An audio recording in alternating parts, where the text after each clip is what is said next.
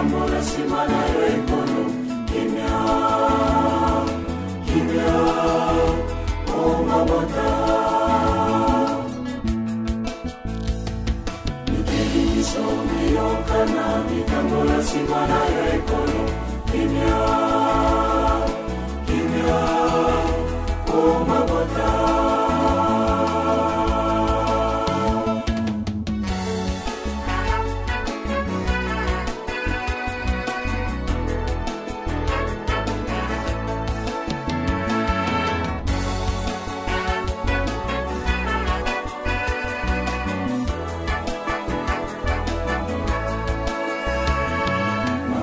Soma yokana matambola simana yoekolo kimia kimia o mabota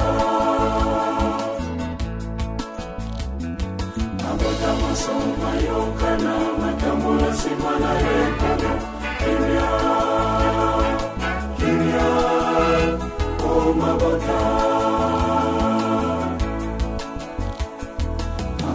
soma yokana matambola simana yoekolo kimia kimia o mabota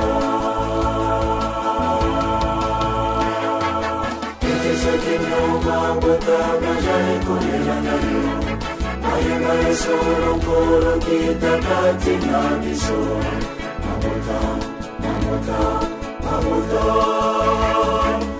Ibete yamo jali mamoni mabota mabota mabota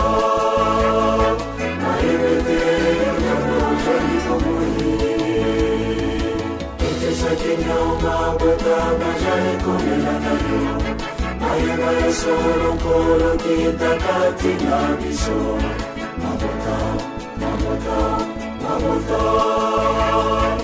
Ibete yamo jali mamoni mabota mabota mabota Ibete yamo jali mamoni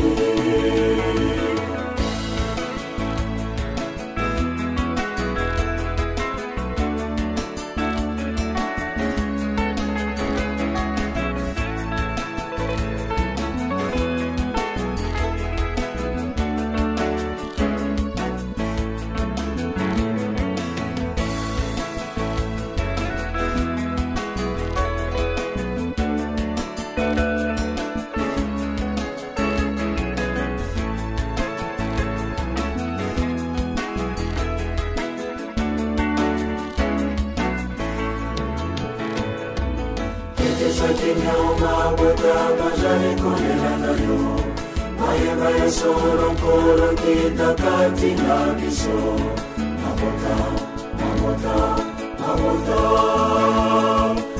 Ibete yamo jali mamoni mabota mabota mabota Ibete yamo jali mamoni Kinya mabota majani kolela nayo ayanga solo kolo kitakati na biso mabota mabota mabota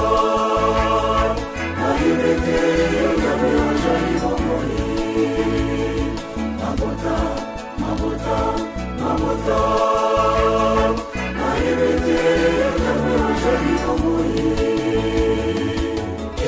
Kinya mabota majani kolela nayo ayanga solo kolo kitakati na biso mabota mabota mabota Ibete yamo jali mamoni mabota mabota mabota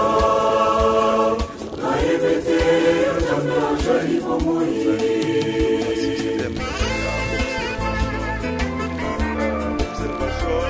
réalité,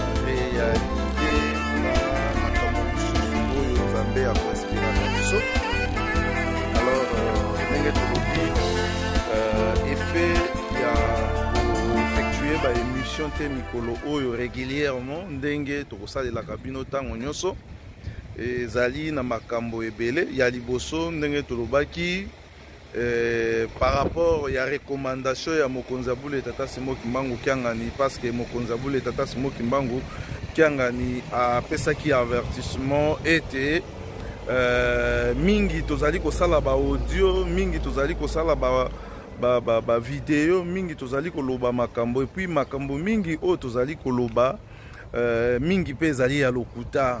Alors et puis topesi mokonzi Abule raison dans le sens que kati na biso mingi bazali koloba makambo ya lokuta, kati na biso mingi bazali kosala ba audio ya intoxication, kati na biso mingi bazali kosala ba émission ya ndenge na ndenge oyo ezali ko honorer lingomba na biso te, ezali pe ko honorer mokonzi Abule Tata Simon Kimbangu Kiangani te, parce que na minute oyo tozali na génération SKK ndenge bandeko misusu bakolobaka mille pattes. Alors tango toyokaki mbela tolukaki tout d'abord to meka ko garder silence juste pona ko observer koyeba banani oyo bazali kosala ba audio ya lokuta, banani oyo pe bazali kosala ba video ya lokuta, banani oyo bazali kosala makambo oyo ezali kosepelisa mokonzi Abule Tata Simon Kimbangu te. Yango monaki esengaki na biso to sala oyo tobengi yango observation interne na observation externe. Alors na kati ya observation interne na observation externe oyo biso tozali na yango tozali ko découvrir makambo ebele e kolandana na ba mbela oyo mokonzi Abule Tata Simon Kimbangu Kiangani apesaki ete mingi bazali kosala pona kobebisa lokumu ya lingomba, mingi pe bazali kosala pona kobebisa mosala oyo Tata Simon Kimbangu ayaki komonela pasi. Yango biso lokola toko travaillaka pona intérêt ya lingomba, toko travaillaka pona lokumu ya mokonzi Abule Tata Simon Kimbangu Kiangani, toko travaillaka pona intérêt ya bandimi en général. Yango wana tolukaki tout d'abord toyeba nini kosala nini tokoki kosala oyo eko permettre biso to contribuer na lisungi oyo tozali koloba ya kosunga lingomba, ya kosunga lingomba. Raison pour laquelle tozali na observation externe na observation interne. Alors observation nyonso wana nde ekosunga biso na makambo ebele. Donc to garder toujours tozala toujours connecté na ba chaîne na biso oyo toko publiaka ba information na biso, ba analyse na biso nde tobengi yango Africa 21 TV. Ezali moko ya ba chaîne oyo boko savoir ka ba émission les analyses spirituelles na oyo ba peto mena motima bamba te bango ka ba komana nzala iyo na ngai mundi ma papa Simon Kimbangu ou bien grand chrétien. Ah, je suis chrétien. D'accord. Kasi télévisa. Est-ce que vous allez kubongisa kama kama ndio pesa juste nini ya senga? So kwa tuzala kubongisa kama ndinga izala kusenga na kabiso ya vraiment la tradition. Kasi so kwa ni kubozalite. Bozala kama nayo mtamimbe kote. Ndenge pia kusala kana hiyo sala te.